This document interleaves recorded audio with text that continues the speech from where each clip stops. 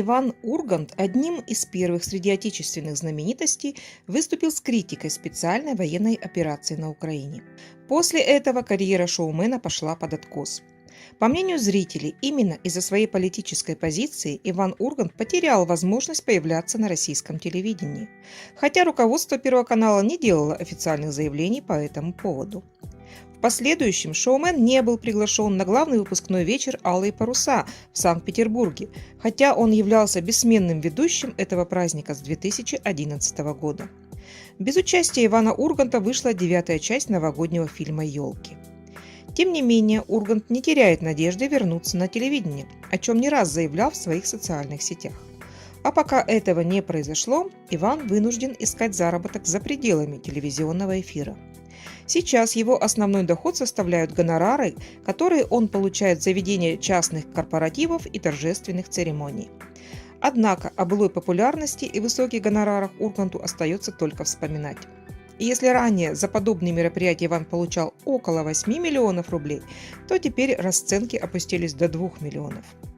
Так, в июле 2022 года Ургант выступал в Омске на корпоративе в торговом доме «Шкуренко». А на днях 45-летний российский шоумен провел свадьбу в Италии, связав узами брака президента IQ Capital и Lamborghini Club Russia Илью Теглова и его спутницу. Компанию Урганту в качестве ведущей составила Екатерина Варнава из Comedy Woman. Однако вскоре в СМИ появились опровержения о якобы унизительно низких гонорарах шоумена. Один из источников сообщает, что Ургант по-прежнему берет за свою работу на мероприятиях от 50 до 100 тысяч евро в зависимости от обстоятельств. И в случае с поездкой в Европу 2 миллиона рублей организаторы потратили только на выполнение требований по райдеру телезвезды. В связи с этой новой информацией в сети появилась шутка, что Иван теперь вправе вызвать авторов новостей о 2 миллионах на дуэль. Мол, уж слишком унизительным оказалось предположение сплетников.